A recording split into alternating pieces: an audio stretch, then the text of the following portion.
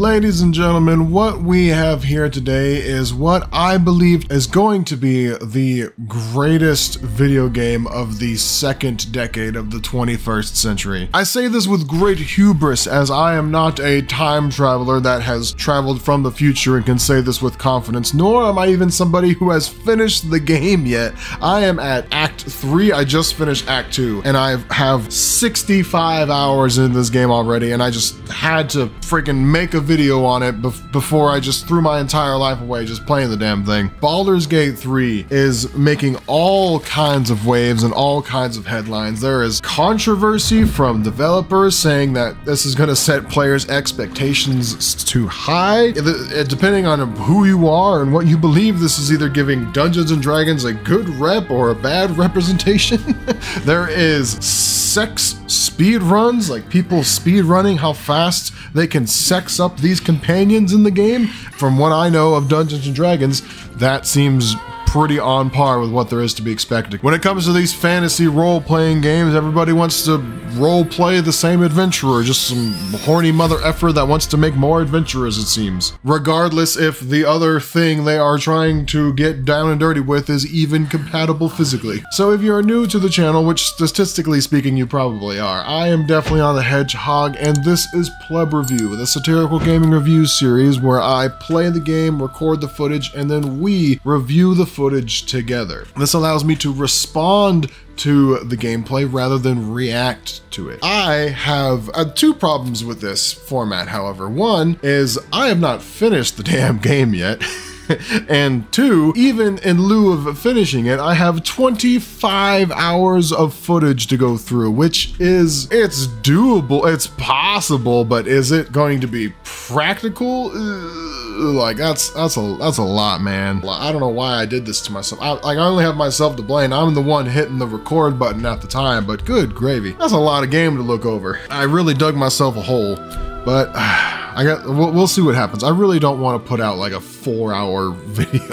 So character creation, there's a lot of important decisions you're going to be making here that it doesn't quite convey the significance of, especially for new players. So someone who's played Baldur's Gate or even similar games, or someone who's played Dungeons & Dragons, they'll be able to blaze through this no issues. But someone who has never played a game like this before, or someone who maybe has had dumbed down experience, kind of like me with like Dragon Age, the mechanics aren't as complex as they are here, but armor proficiency, weapon proficiency, there's mechanics that these decisions will affect down the road that the game it doesn't present it in a very digestible way, I would say. But while I'm providing this criticism, I can't really think a better solution because I'm definitely not a game designer. It definitely feels like it was a tough challenge. I predict that whatever developer was on their side of the fence all these years ago or months ago, yeah, probably years, definitely years. What am I talking about? I'm sure there was a lot of sitting around debating back and forth of the best way to present character creation to the player, because oh boy, the systems in place are just nutty. Most of this is kind of inconsequential because you can just change it later. There is a character you come across that will let you re-spec yourself, but the big thing you can't change is your origin and your race, and those actually have huge impacts on like story beats, combats somewhat, but mainly story beats. And so thankfully there's some more flexibility there, and I have used that feature extensively. Me and Withers, we got to know each other well. I re-rolled my character like every 2 hours. I was trying out a new build because it's only 100 gold pieces. Withers has really got to be the most powerful tool that is being provided to the player. The ability to just change any of their classes and stats at a moment's notice is just freaking amazing. I really appreciate the developers putting this in the game. And I have done some horrendous things with it, like experimenting with my class to change up myself after losing a particular combat scenario, and picking out a certain ability that would help me in an instance, reloading the save and then changing back, you know, the ultimate save scum strats, excuse me. And I've also just completely ravaged the class dynamic that I think the developers had intended for the players. I turned a cleric to a monk, and Karlak from a barbarian or whatever into a freaking bard. I have just absolutely absolutely ravaged my party composition to fit my needs. But this game gives so much power to the players, it makes GameStop's jeans fit a little tighter. As you can see here, I'm doing the most original thing anyone has ever done. I'm making a male two-handed weapon fighter.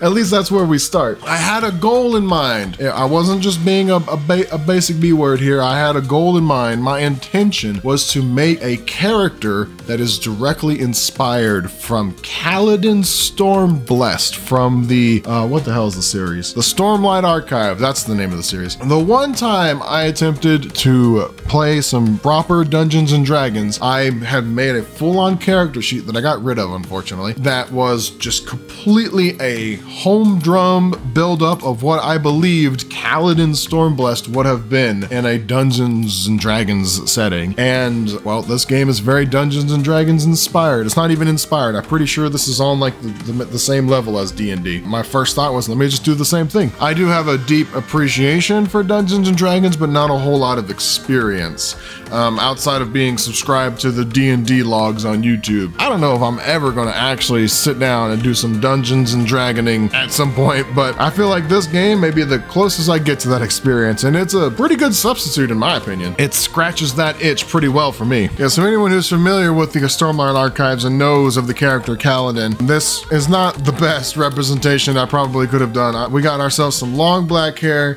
We got ourselves a face tattoo because in the story, Kaladin has a slave brand on his forehead, and I feel like this tattoo almost accomplishes the same thing. We got ourselves a bit of a chin situation here. However, I have the big brain play of putting on a big beard, which at one point in the story, Kaladin has a big full beard when he was still a slave. So his normal look is him like basically clean shaven or maybe deeply trimmed, but this thing is what I ended up with. Oh, and then it says make a guardian. Like, it didn't explain, again, the game design thing is coming up again, because it doesn't explain what the purpose of this is. It's a person that you custom make, and I'm thinking to myself, this must be a companion that you make yourself, or it's like a friend or a family member or something. No, it just says a guardian. And so I'm like, well, if this is going to be a companion, who better than Shalon Devar from the story as well? So that's who that's supposed to be. I feel like I did better making Shalon Devar from the Stormlight Archives than I did with Kaladin. Oh man, these cutscenes. So this game allegedly has like 200 hours of spoken dialogue or something crazy like that. I'll have to look up the number. But the actual cutscenes themselves, the out-of-game generated cinematics are freaking nuts. Like the detail that goes into these things. Like, I can't imagine how many thousands of hours of people working together made these like cinematic masterpieces. Like even something as simple as, look at this. Let's go back a little bit. So Squid Boy here, he opens up the covering window on his like ship with his, I'm guessing using his psychic abilities, right? So he's opening up his ship and the windows open and the tendrils on his back also spread out as well. Like his psionic influence is traveling through his whole body, so his clothing is affected too. Like just little details like that are so awesome. And then, of course, we got the good stuff here. A very strong introduction to this game. You got crazy squid ship attacking a city that I assume is Baldur's Gate, the titular game title. I don't actually know. Yeah, like, this has got to be Baldur's Gate, right? I'm like 90% sure that's what this is. Yeah, so we start off with a Wilhelm scream. Before there's any spoken dialogue, that we got ourselves a Wilhelm scream. I freaking love it. So we were traveling on a crazy squid ship that was going through the world and picking up some hostages, and we just happened to catch a ride. It was being chased by some crazy dudes riding on some dragons, and they messed up their operation quite a bit, to the point of them accidentally teleporting this Mr. Head Squid Dude accidentally teleported us to like the first circle of hell. So we are captives on a ship being pursued by dudes on dragon that has now been delivered to hell. So things are not off to a good start on this adventure of ours. This first stage is way darker than I remember. So we come across what I believe to be one of the most interesting mechanics of the game, and that is dice rolling. Baldur's Gate has a dice rolling mechanic for its entire inception, from like the first 2 older games onwards, but it's, from my understanding, it's all stuff that kind of happened in the background. This game, the dice rolling makes a very upfront appearance, and especially with conversations and dialogues, it is a very present mechanic. I self-identify as like a closeted gambler, so rolling those dice really makes my jeans fit tighter when I hit that jackpot, you know? And I can't help but I will roll that dice no matter what, and if it results in my death, so be it. It was worth it. That the little bit of dopamine you get from a successful dice roll is worth any kind of downside that may have come from the negative result. You get a nice big tutorial on this dice rolling mechanic in the very next room of your little alien ship here. We got ourselves a human, or excuse me, elf, who has had a bit of a botched haircut, well, let's call it. He had a barber that took a little too much off the top. Ew, so gross. You see there it says perception, saving roll failed, which means the game rolled some dice in the background and my guy didn't win. And so there was some dialogue from the ethereal narrator that I missed out on. But I got that one. Devourer, a minion of the mind. So the narrator is actually a huge rolling stone for the game narrative. It feels like a second perspective for the player character. It's just this voice in the back of your head that provides more context to your situation, but also gives you a little bit more fleshed out perspective on what's going on. And I really appreciate it, because it almost at times feels like you're playing this game like a co-op let's play, because you have someone else, this other like female companion that's talking in the background to go over what's actually happening and what's going through the mind of your character and like the environment around you. If other like role-playing games just kind of copy this exact thing, I think it could be a normality that I might appreciate in this field of video games, because she just does a fantastic job relaying the, like, you know, reading the room to the actual player. And what have we here? We have a successful dice roll where I get to do a little bit of a lobotomy. The brain lifts from the skull, but you notice an opportunity. You could cripple the strange creature, making it more subservient, should it prove a threat. See, she explains to me that I have an opportunity to modify this creature that this brain is made out of and turn it into an ally. So you like in a more basic game, you might see something like an option that comes up that says turn creature into friend, and just a little text thing that you click on. But here, being explained to you what's happening by the narrator just adds to that level of immersion where I feel like I have a dungeon master. You know, in a regular Dungeons & Dragons campaign, you have like, I don't know, 4 people playing the game and then a 5th person who's kind of running the show, calling the shots. It feels like the narrator in these situations acts as the dungeon master. She does a fantastic job of like line delivery, and her role really feels like it's cemented as a background party member almost, that's just constantly there ready to explain to you what's going on. And so we found a little elf man that had too much a very unfortunate haircut. We extracted his brains because he clearly wasn't using it anymore, and we got ourselves a little brain companion who may or may not help us in our current environments and may or may not return in the future. I don't want to give big spoilers on the game as a whole, but yeah, if you can do this to extract the brain and then turn it into an ally, you should, because it doesn't seem like much, but a little companion's very nice to have sometimes. That's what she said. And you may see him again outside of the tutorial, just saying. Oh, yeah, by the way, we are captured on this big alien ship for us to just wander around and explore while it's still being attacked by dragons. They are in hell with us. So the ship is being invaded by demons, still being attacked by dragons, and we're just kind of wandering around doing the best we can. And this is the tutorial. That's one hell of a tutorial if you ask me. So after a bit of walking and talking, this game introduces us to our first full-length companion.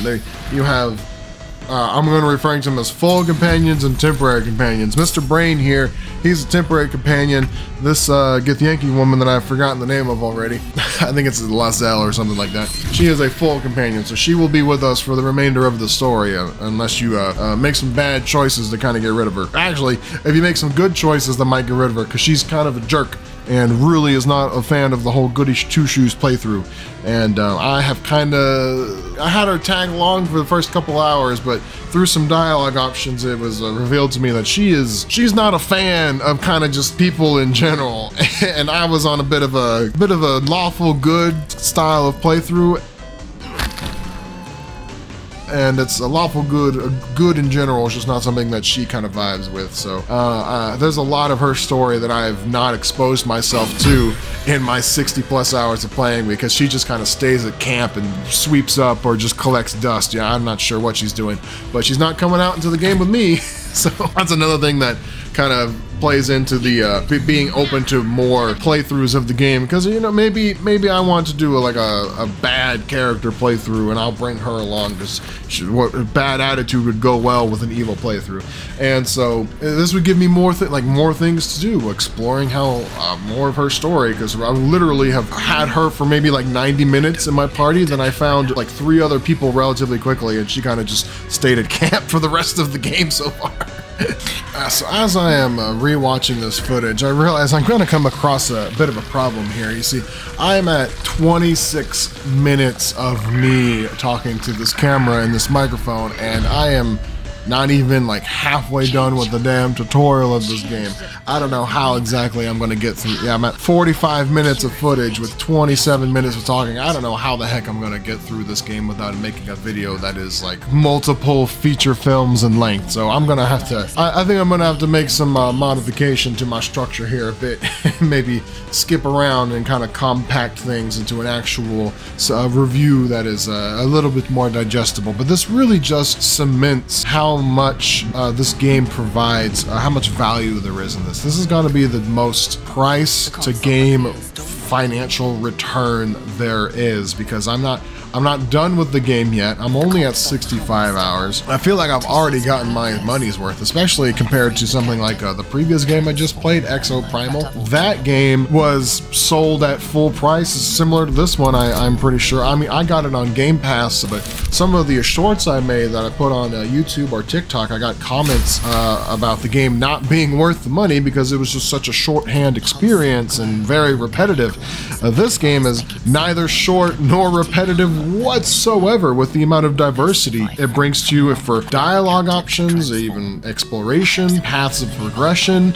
Combat is another thing where you just have endless options at you because of the amount of mechanics in the game. It's almost, it seems very insurmountable to new players, but judging by the amount of people that are playing this game, like these can't all be Dungeons & Dragons fans. These can't all be Baldur's Gate fans or people that play role-playing games on a regular. A lot of these have got to just be brand new people to this kind of game and this kind of experience, and they're just still going strong, and it's just that's a huge selling point right there. Because of the amount of work and depth that went into the production of this game and how much content there is for you to actually experience it, it really feels like there's all kinds of potential to be made with playing this game like multiple times.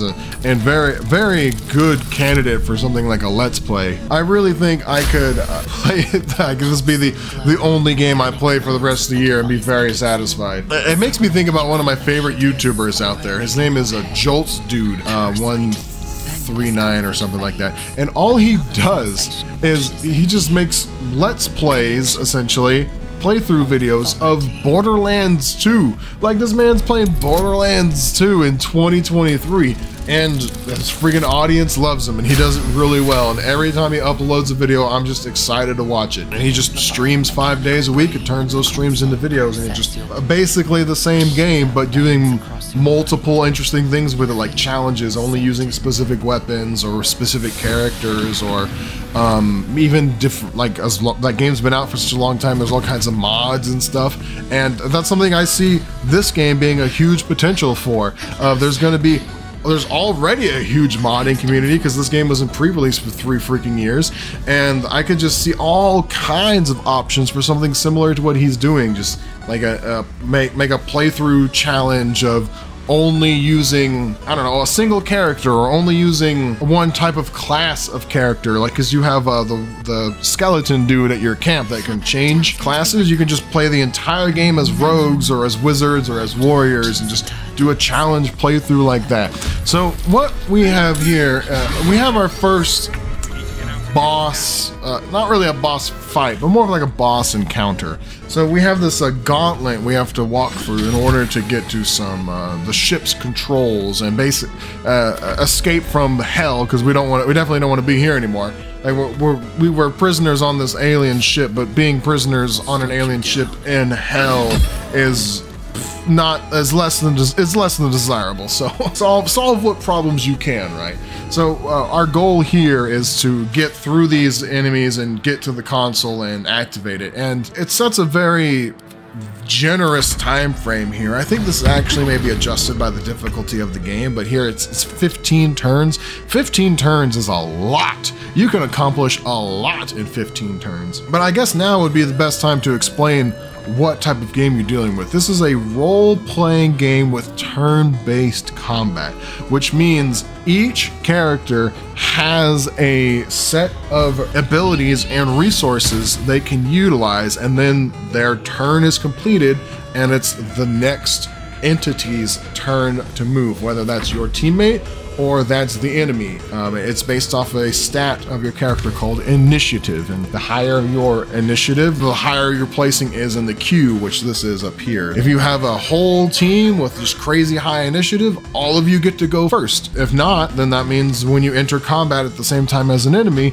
then the enemy will go before you, and you kind of, instead of responding to the situation, you kind of have to react to whatever the enemy plans on doing. Isn't that big of a deal most of the time, but there have been some boss encounters that I came across, especially towards the end of Act 2, where I came across a big tough enemy that had a lot of health, and it was going to take several turns to take care of them, but also they had really high initiative, and so they would use their big damaging ability on like one dude and potentially just knock him out from the get-go. So I'd go from a party of 4 to a party of 3 real quick. For most of the game, it wasn't a huge deal, but going first can be a big benefit. Now, being turn-based, this right here, I believe, is going to be the biggest stopgap for most of the people that don't like this game. So this game is being received very well. A lot of people that are playing it are liking it justifiably. But the people that play this game and don't like it, I think 90% of those people, even though they're a huge minority, 90% of the people that don't like the game are probably going to be ones who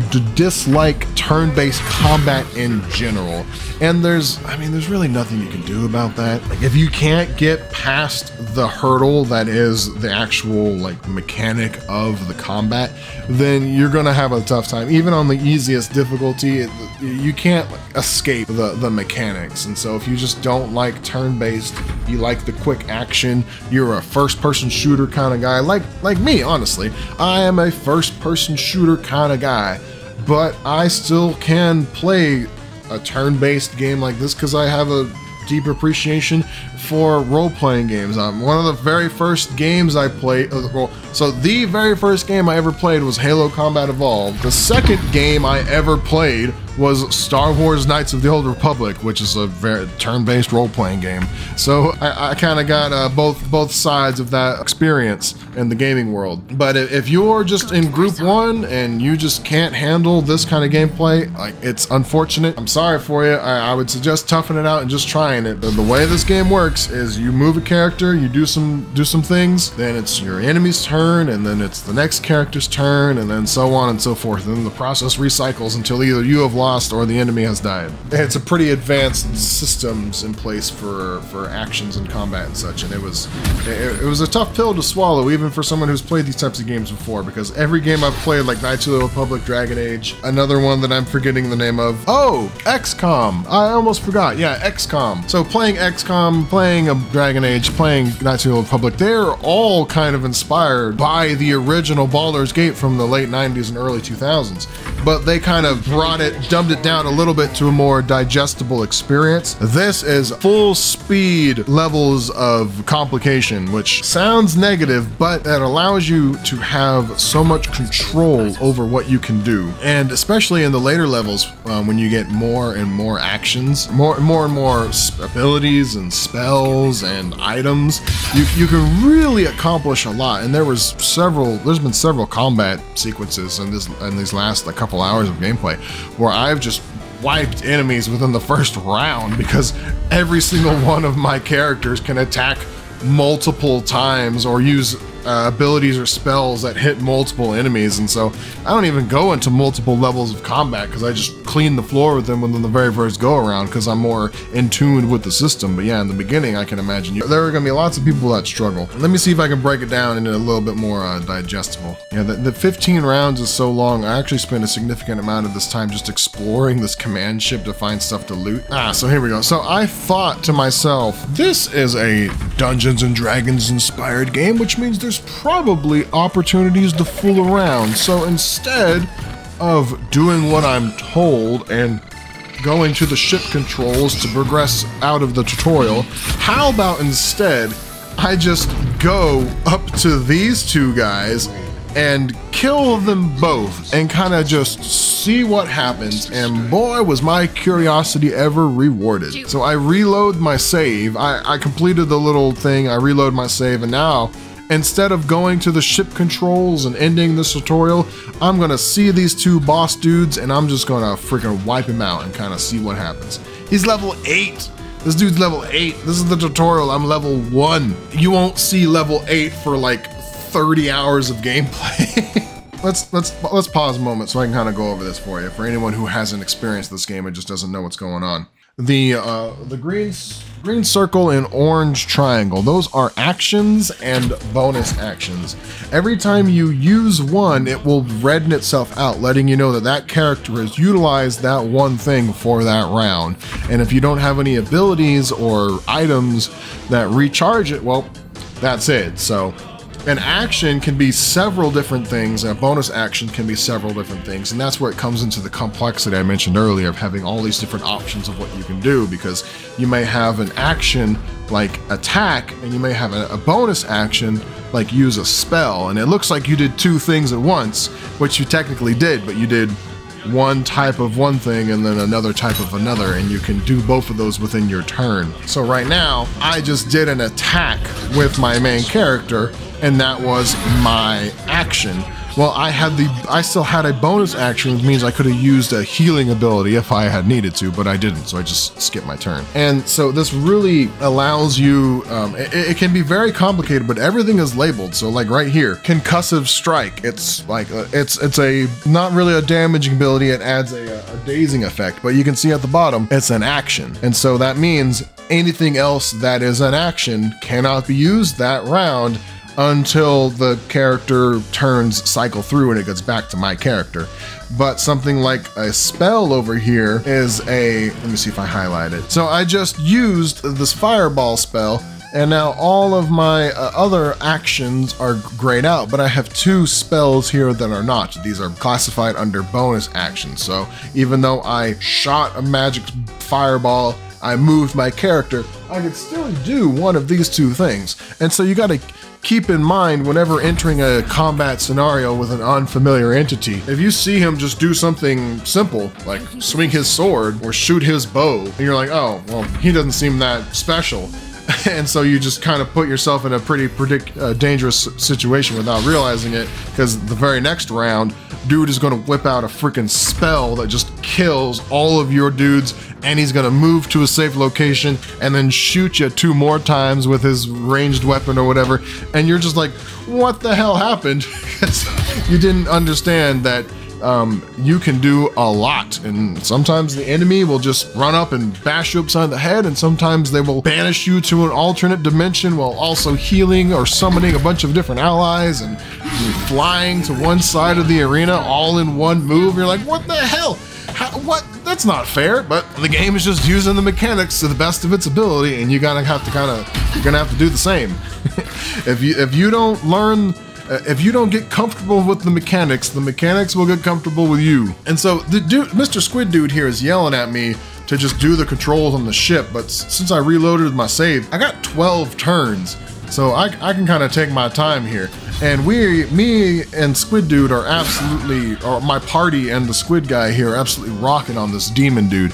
He is at like 30 points a hit, 30 hit points left, and I'm trying to see what happens. And see, so here we have a good example of how you can use the system to your advantage. So I just used a what was that? A basic attack, I think. Yeah. So I use a main hand attack and I miss, but that was an action. So I have a bonus action here of a pummeling strike. It doesn't do a whole lot of damage, but it applies a dazing effect to the enemy, which I think makes them skip their next turn. And since I have, these are two different categories, a bonus, an action and a bonus action, I get to attack twice, basically. But yeah, because of this, I missed my first attack and would have just been a waste of a turn, but I hit him with this bonus attack, pummeling strike, and it caused him to be dazed. And so now he's bleeding from somebody else and he's dazed because of me. And I think he only has 9 hit points left. Dude's about to get freaking done. He's about to be donezoed. 105 hit points at level 8 is quite a bit. I mean, I'm level 9 and or level 10 or 9. No, I'm level 9 and I have like 120, but I'm gonna play a character. What the heck is that alarm? I'm trying to make a YouTube video here. What? Oh. Uh-oh. I need to go pick up my daughter from school. Oh, goodness gracious. All right, we are back at it again. A different day, same shirt, same bad takes. Man, I do not remember what the heck I was talking about. It's one benefit of writing a script is you come back to it at a later point in time and you can easily pick up where you left off, but I have no idea where we were, so I'm just gonna have to start over in the beginning. No, I'm kidding, I'm kidding. I had a banana for breakfast instead of something I would actually have enjoyed with like lots of freaking carbs and fat. Real good for the body, but not good for the soul. I shall report back with my findings to see if potassium is a good substitute for happiness. Oh, this is what we're doing, yes. So the beginning of this game has you fighting on some dudes, whacking on some elithids, some squid men, and some demons, and I had the big brain idea of, even though I'm supposed to ignore this fight and just complete the objective and move on, what happens if I just go against the grain and just absolutely wreck this dude in the beginning? Is there some kind of reward, or is there some kind of incentive to not do what I'm told? And it turns out, yes, there is. Yeah, as I'm going through this fight, I'm actively getting yelled at. And yeah, I can't believe this guy's level 8. You're really not supposed to be able to take this guy out on your own. But it's not on your own. You have a squid man that was your former captor that is now assisting you in this fight. So it's not entirely undoable. Oh yeah, look. Kill him, boom, achievement, hey, they expect you to do it. And look at this, a flaming two-handed sword. Oh my goodness, this guy right here, out of my 65 hours, I think more than 50 of it, I was using this one weapon. We are dropping the Kaladin Stormblessed nonsense. I haven't even found a spear yet. And we're dropping the Kaladin thing, and we are now going to become the God Emperor of mankind, because oh my goodness, this sword was a freaking huge boon. It's just such a reward. I've never been rewarded so much in my life for doing the wrong thing. Because now Mr. Squidman is like, well, you killed the demon and you're obviously don't follow orders, so you're not mind controlled like I thought you were originally. So now I'm gonna kill you as well. So I wasn't actually expecting this. I thought Squidman would be like, okay, now the demon's dead, go on and do your objective. But no, Squidman here is actually about to rock our stuff. He's a level 8 mind flayer. From my understanding, he's a full powered mind flayer, which is a mid to late game enemy. That was an ally the previous turn, and now he's walking all over us. My attacks were not hitting because of his high defense, but his attacks were absolutely hitting, and they were hitting very hard. So yeah, if you're gonna do as I do and try to not follow the objective in the tutorial and kill this demon to get this 6 freaking sword, maybe wait a couple of more turns while the Mind Flayer Squid Man rocks on him on your behalf, and then you could kill the demon, then kill the Mind Flayer immediately afterwards when he has more or less than half health, because I did it a little too soon, and now this Mind Flayer guy is doing his business on me pretty badly. I probably should do some explaining of the story, but I haven't completed the game yet, so there's some things I'm still waiting to discover myself. It's very exciting, actually. One thing I just find really intriguing is the enemy design.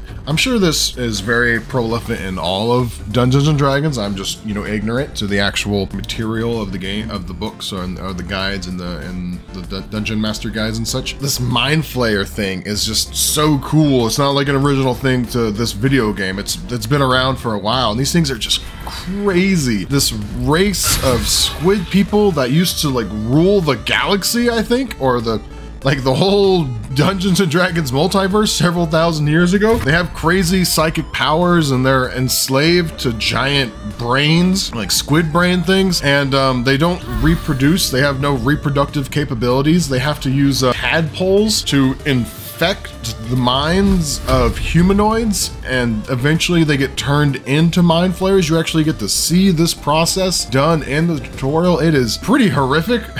Yeah, it's almost as racy as having 6 genitalia options for character customization. That'll get your video taken down on YouTube or demonetized at the least. But yeah, the Mind Flayer transformation process is disgusting, and the developers hold no punches in showing you what it looks like. What is going on here? Why am I taking so long? I'm just using like utility abilities to keep him stunned and dazed. Like, please, for the love of God, do not give this guy a turn, so because he will just like Thanos snap me out of existence. So yeah, we were captured on the ship, and we are seemingly going to get turned into mind flayers because one of those tadpoles is put inside of our heads as player characters, and so it's our goal is to figure out how to get rid of it, because like that tadpole is not paying rent. Okay, we want to evict him, and we can't do it without help. So the main thing you're trying to do for like the first 2/3 of the game is figure out how to get your unwanted companion out from between your ears. I'm wondering, I got an achievement for killing the demon boss. I got an achievement for killing the Mind Flayer boss. I wonder if I managed to kill these backup dudes,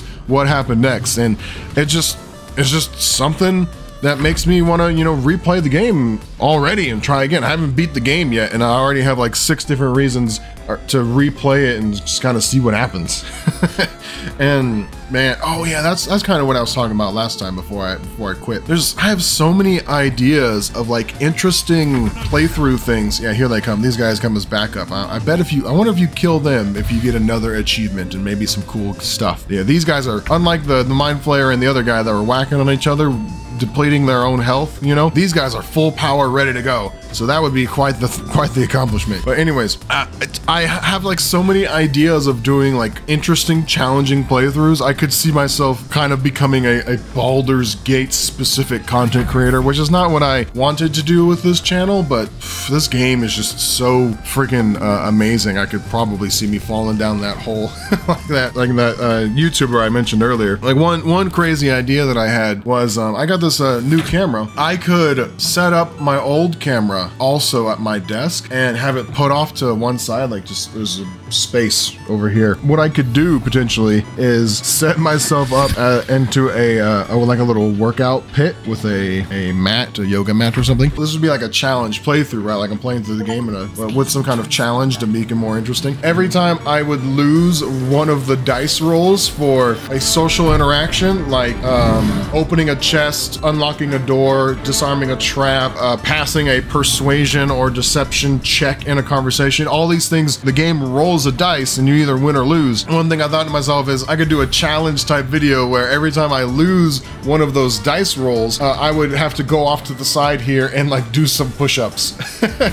And I would do push-ups based on the difference. And it might be pretty entertaining considering I'm not the most physically abled individuals. Like if this was back in 2013 and I had just finished basic training in the Army, this would be a breeze, but that was 10 years ago, and I'm not the man that I once was. I'm not the freaking 17-year-old that I once was. But heck, maybe I could reclaim the lost potential there, and I could use that challenge as a way to as a substitute for going to the gym, because I have failed very many dice rolls in this game. So that would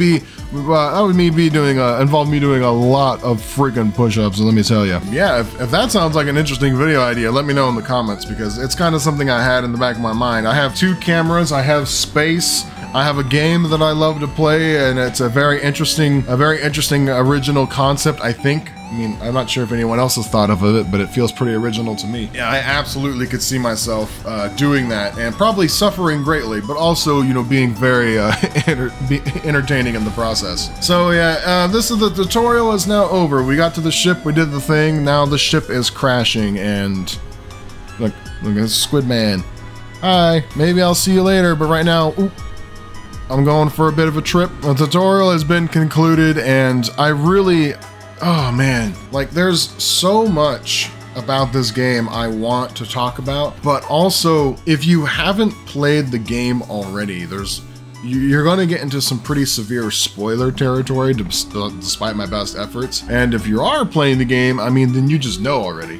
I don't know if I'm going to be providing anything in addition to people who have played the game that you don't already know. Like, it's a freaking good time. It's not too hand-holdy for new players, but also a layman who's not familiar with the game could easily push through this and find some entertainment. Crash landed, and now it's time to find some help and find some companions. So speaking of companions, here's one bit of advice. After the getting yourself a cool sword, there's one thing I mistakenly did that I will try to help you or prevent you from doing. Yeah, I'm just checking out this sword. It's so freaking cool. Here, let me switch camera. Let me switch camera's angles. Look at this freaking thing. Yeah, look at that sword. That sword's so cool. I have this new setup. I have potential for live streaming, so I have 2 scenes here set in my software where I can switch between the two. I can go boop, and then I can go boop as needed. Okay. Companion number 1, Shadowheart. She is a romance option that really takes a long time to get the ball rolling. Some of you may have heard about this game having something known as a sex speed run, and I think the record is 3 minutes or sub 3 minutes. Shadowheart's definitely not that. She's a woman with her priorities, and out of the sex speedrun category, she is at the very bottom of the list, I think. Yeah, but some other characters are just have their priorities not in the right place.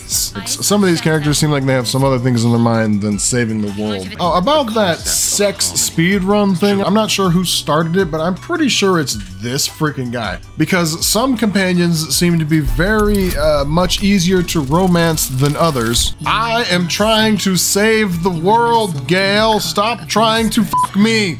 Here's something that I find very interesting as a gameplay mechanic for one of these kind of asymmetric game styles. So usually they have a very cut and dry path of a traversal where like it's very defined where you're supposed to go as a player. But in this game, there's a lot of extra verticality that you don't see. Like right here, there's a chest up on top of this cliff or whatever, and you can just jump up there and unlock it rather than walking around the actual map like I originally thought you had to do. And on my first playthrough, I played through the pre-release tutorial for like 10 hours or so, and I got to this similar point in the game, and I had no idea, not 10 hours, it was like 2, what am I talking about? And I had no idea you could get up here. There's no direct indicator, but yeah, our exploration is a very big part of this game, and so yeah, don't be afraid to hit that jump button and see where you can go, because there's a lot of secrets hidden between like a 6-foot gap that you maybe thought was inaccessible. Like, no, your character could just jump it or teleport it at some point or even fly at some point. It's something that kind of really opened my eyes a bit because I had a predetermined ideas of how these games work. And then Baldur's Gate 3 is like, hey, you have a jump button, you don't be afraid to use it. And so every time I'm walking somewhere, I'm thinking to myself, can I teleport to that platform over there, or can I fly using a companion, or can I just jump it? It's gotten me killed more than once, but it's also led to me discovering some awesome secrets that the developers left behind. So that's another advice tip for you. Just because you see a ledge and you see a cliff, don't assume you can't immediately access it. Try to jump that sucker if you can, or teleport. And here we have a prime example of how using the jumping function and getting a little too excited with exploration can actually get you in a bit of trouble. So I'm in a brand new environment with a brand new mechanics that I have not yet introduced myself to, and I come across something called a torch stock. that glows bright red. And as someone who is a video game proficient individual, I should understand that bright red and glowing are not two good things. And maybe I shouldn't shoot it with a dang crossbow and kill 3 of my party, or myself and 2 other party members. Oh my goodness. It's just, yeah, look at this thing that obviously looks like a bit of a threat. Let me shoot it from a not so safe distance. Good video game logic there. And I could have easily shot it from this side of the cliff. Like, the crossbow doesn't need to work 5 feet. Or maybe if I had had investments in the nature perk, I would have not failed this nature save. My guy probably would have told me, hey, that's explosive. Maybe I shouldn't go near it. But no, I didn't feel like the nature perk was something I needed to invest any thought into or bring anyone with me that has it. And my punishment was either reviving some teammates or reloading a save, which is, I went with option 2. Man, this first dungeon has just got to be the prime example of why Baldur's Gate 3 is just was so awesome, and there's so much freedom to the player here.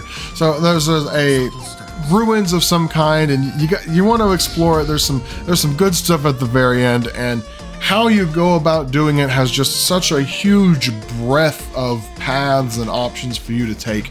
I could easily just walk up to these, they're not guards, they're basically looters. I could just walk up to these guys, have a conversation, do some persuading or do some intimidating, and these 5 dudes would leave. Alternatively, I could pick a fight intentionally by shooting this support block above these 2 guys standing here and just wiping them out immediately, cutting the enemy forces in half before the fight has even begun. And that hole I just made in the ground, well, I could jump through that to be halfway through the dungeon already. Or I could just walk through the entrance and meet up with the rest of these looters, where I can then, again, talk my way out of whatever situation I go in, or just kill them on the spot, or go through the hole I just made, sneak up from behind them and confront them that way. Or the biggest of big brains is just ignoring all of these people, going around the side of the ruins and going in through the exit. There's just a hidden trap door here off to the right hand side of this dungeon, and you just pick it with some thieves tools that I found on the beach. I didn't buy these from some merchants, I just stumbled across these. Yeah, it's a 20 difficulty class, but I have, let's see here, +3, 4, 4, and then 1d4. I have like over a dozen bonus modifier points already, so rolling above a 20 is not that difficult. And then boom, I didn't have to kill anybody. I could just walk in through the back door because I just did some exploring, and this was my reward. Like, and this is one dungeon. This is one exploratory environment. There are dozens of situations like this that I've experienced in my 60+ hours of playing the game, and I'm not even done. Act 3 takes place in a big freaking city, so I can't even wait to find out how I can explore or potentially break the game then. The environment is not only the most powerful tool that the game will use against you, it sometimes can be used in your favor. Here's an example of me getting into a situation where I would probably be quite disadvantaged because I stumble into a dungeon and just get almost surrounded by dudes immediately. But luckily for me, these poor fools did not realize that they all huddled around a very explosive barrel of oil, and I just so happen to have a companion that has a fire ability. So let's just solve that problem in a single turn. Thank you, idiot enemies, for doing my work for me. Oh, I also got an achievement for killing a bunch of dudes within a single second. Awesome. Love it. Love to be rewarded for taking advantage of the game's NPC stupidity. Do any of you remember growing up in school and watching a video on the internet or a movie of some kind, and the teacher would have a projector up on screen showcasing their TV or computer or what have you, and they would always leave their mouse like hovering on top of the player or the YouTube video, and it was just the most annoying thing in the world. Well, I come to find out that I must have freaking substitute teacher energy, because I keep doing the same thing. All of these cutscenes I'm trying to review, my damn mouse pointer is in the middle of the screen, and at the time I guess I could block it out, but now it's the only thing I freaking see. God dang it, I freaking hate myself. Oh my goodness, look at this. I was rewatching this clip. I couldn't remember why I recorded this section, but now I finally figured it out. Check, look at this nonsense. It's like, hey, do you think that video game cutscenes have weird perspectives? No, I don't think so at all. I think video game perspectives aren't weird at all. My God, it's like I can't control this. You'd think I did this on purpose. No, this is predetermined. So here's another point of advice I could offer you. There are abilities in this game, spells and such, and that require a certain amount of cooldowns, and there are others that do not, and those are like those, what are they called? Cantrips. Cantrips are considered level 0 spells, and so you can use them infinitely, basically, in between without resting and such. One of the best ones for social interactions is the Friends cantrip, because it gives you advantage on conversations or some kinds of conversation checks. Advantage means you roll 2 dice instead of 1, which it sounds like it's doubling your chances of winning, but I think mathematically it's only increasing it by 25%. I looked it up once, and yeah, it's not actually doubling. That's not how dice work, but but yes, you should always have at least one person in your party that has the Friends cantrip, because you can use it infinitely, and if you have them start your conversations, you can almost never fail a conversation, a persuasion, or deception check because advantage is just a big bonus. Yeah, so here I am again, like a few minutes later with another conversation, and look, just boom, throw up some friendship on this person. I guess they have no idea that I'm using it. I get 2 dice rolls instead of 1. It just picks the top option and then applies my other modifiers to it. So yes, the friendship cantrip is like a must-have when making some of your characters. It doesn't have to be the player character. This is Will. This is not my player character, but I used him at the beginning for a lot of the talking and such, because he has the highest charisma stat. So, but yeah, the cantrip is one of the most used spells I have in the game, because I'm real big on the social interactions. Okay, I came across another point of advice that doesn't involve a whole too many spoilers, or basically no spoilers whatsoever. You're gonna want to get your companions roster filled out as much as possible, or as quickly as possible. And unbeknownst to me, 2 companions have a link at the very beginning of the story, and you find one relatively easily, and then that one has a quest that leads to finding another. And I saw this quest thinking it was maybe like a later game, or not later thing, but later in the story thing I may want to tackle, because reading the description, it sounded like it would be some type of big boss fight or something that I just didn't want to be a part of. But no, it turns out it's just another companion, basically. So don't be a fool like me and play the game for 30 hours before finding Karlach. She's quickly becoming one of the most popular companions for a reason. You find Will at like the very first druid village or whatever. His first quest he gives you leads you to another companion, not some big boss fight that you can't handle. So yeah, don't be an idiot like me. Oh look, here's more of the jumping I mentioned earlier. You can't walk across this water, there's no bridge, but you could just jump across this lake. Yeah, very, very useful. Because this companion was hidden behind a quest that had like an intimidating description or something, it led to me not actually finding a whole companion like many hours into the game later than I probably should have. And it turned out to be one of my more favorite companions, so that was actually kind of a disappointment. If I had done some like pre-research into the game, I probably wouldn't have had this issue, but I kind of played it raw without watching any videos or nothing, and so that was unfortunate. Don't be an idiot like me. The reason you're going to want to find your companions as soon as possible is because there's going to be lots of dialogue opportunities you may miss out on, and progressing their individual little stories may be a little bit slower because of that. But also you want good party composition, and for me, good party composition is having Zarel and Astarion stay back at camp where they belong. Oh man, this has got to be the unluckiest dice roll, like statistically, that can happen in all of Baldur's Gate 3. I have +4, 5, and 5. I have 14 of natural stat bonus, and I'm about to use the Friends cantrip to give me advantage, and I used guidance. So I have a plus 1d4 on top of 14. My average is 15 to 18 positive modifier with advantage, which means I get 2 dice rolls, and look at these freaking results. Double critical failure. Both of them were critical failures. Oh my god, I can't believe it. I'm never going to Vegas ever again. If I actually did that idea of having a challenge playthrough of where I do push-ups every time I fail at this game, this would have resulted in 20 freaking push-ups. So it would have been a 1 to 10 and then 1 to 10 failure. So that would have been what? Yeah, 9 plus 9, that would have been 18 freaking push-ups I'd have to do if I had actually did that challenge run. Oh my, I can't believe. Has anyone else gotten a double critical failure on a dice roll before? Comment below, because good gravy, that is just ridiculous. And a game like Baldur's Gate, where you have all kinds of abilities and spells and crazy enchanted weaponry, you may be questioning yourself, like, what is actually the strongest weapon in the game? What is the strongest thing you can do? Like, what is the most powerful tool at your disposal?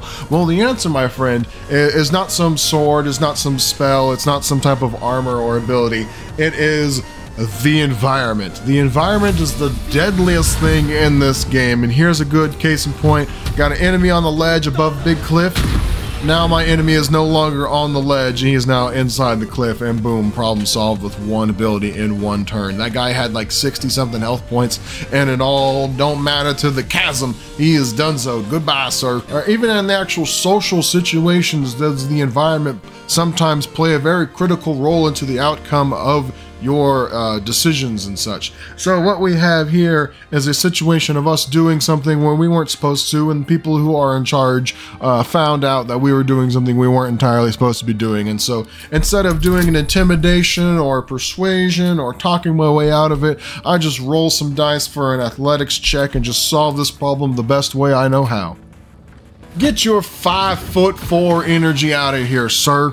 There's one mechanic or slash ability in this game that became a quick favorite of mine that was actually quite surprising. With the thousands of hours of dialogue that this game has for you, like, who cares about talking to orcs, dwells, other humans, what have you, when you can just talk to the animals, and the animals have like the most profane things to relay back to you. Like, for instance, I come across this suspicious ox that upon doing a bit of prodding, surprisingly, this strange ox was the most disturbing conversation I've had in 60 plus hours of playing the game.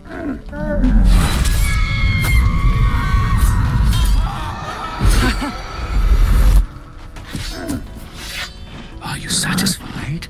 Like, I'm beginning to think strange is not a good way of defining this ox.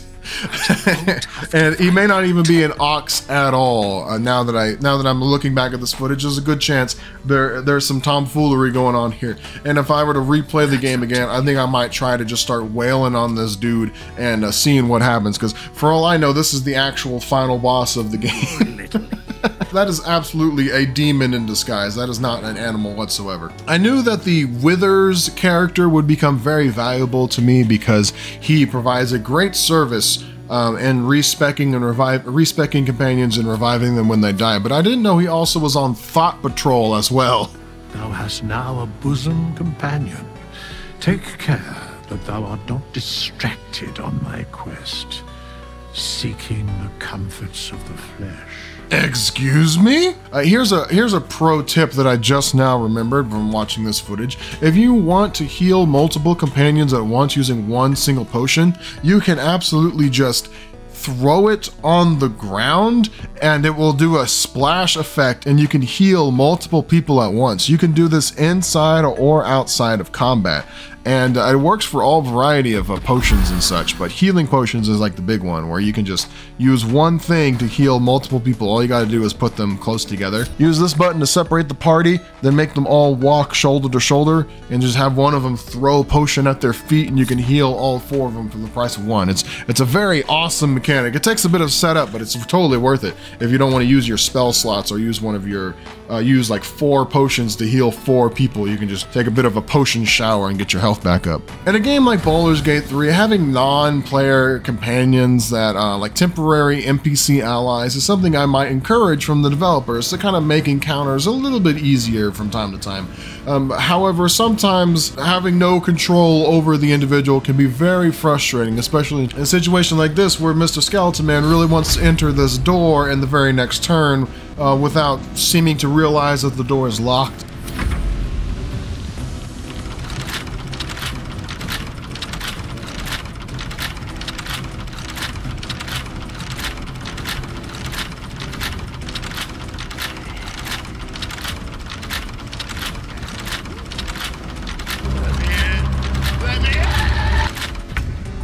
Oh my goodness, here's another thing that ties into that, well, what I was talking about, doing different like challenge playthroughs and such with this game. There's just so many different opportunities because I have a druid companion that we just reached level 9, I think, or level 8, and he has unlocked a second summon ability with his first summon ability. So it's kind of hard. All right, let me make it bigger.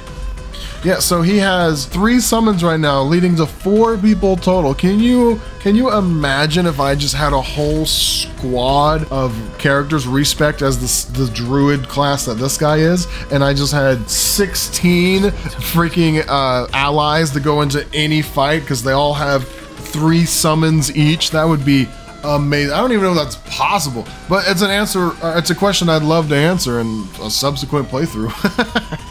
While exploring some caves, I came across a particularly explosive plant. The first one caught me off guard, but I was ready for the second one. After revealing its location from underneath a barrel, I decided the big brain move would be to shoot it from a distance with a crossbow, but unfortunately, my magic man was a little too close behind me, so he was blasted off the cliff that was directly next to us, leading to a very cute cutscene about him telling me that he really should not be dead this soon in the story, and he has a backup plan to revive him so that he can continue his mission of sorts. We went through this very cute conversation with this hologram image of him with instructions on how to go through a complex ritual in order to revive him. However, luckily for myself and him, all I had to do was reload my save from literally 2 minutes earlier, but still, it was a quite pleasant surprise to a very very unfortunate situation. The ability checks in this game are really cool, like rolling religion or insight or intelligence to kind of so your character can kind of get a grasp on the situation at hand. However, I gotta say, out of all of them, my favorite has just gotta be strength, because we have ourselves a very stereotypical sword in the stone situation. Oh man, there's gotta be some type of ritual, or are you worthy, are you not worthy, yada yada yada. Well, who cares about worthiness when you got a +3 strength modifier? Hell yeah, baby, give me that freaking sword. That's what I'm talking about. Man, I know this video is just gonna kind of be all over the place, but I just have so many positive things to say about this game, and it's really hard to think about anything else other than just playing the damn thing. All I want to do with Baldur's Gate is continue to play Baldur's Gate, and if you have any inklings about trying this game out, trust me, it will suck you in, and it will absolutely just consume you if you let it. You gotta prioritize feeding yourself, or focusing on your family, or going to your actual job. Like Baldur's Gate 3 will just overshadow all of that because there's so much going on here. It's such a long game, and it's such a fantastic game. I mean, that's the best. That's really all there is to say about it. It will consume you. It will override everything else you got going on in your life, because that is just the caliber of game we are dealing with. And so if you have managed to make it through my rambling and feel like this video has brought you any kind of entertainment, I'm happy to hear it. But the true entertainment will probably come from downloading this sucker and getting your hands on it yourself, because this game is just on a whole nother freaking level. I am just overwhelmed with possibilities of making interesting content with this game, and I will have to have a bit of a come into Jesus moment to see, or to tell myself, look, either go all in or just put it off to the side and move on to other things. And yeah, I don't know what the best option is, but we're going to find out here pretty soon. If you want to see where this journey is going to take me, hit that subscribe button and stick around for a bit. But yeah, until then, I've pretty much rambled as much as I can ramble. So this is not goodbye for good, just goodbye for now. Thank you so much for watching.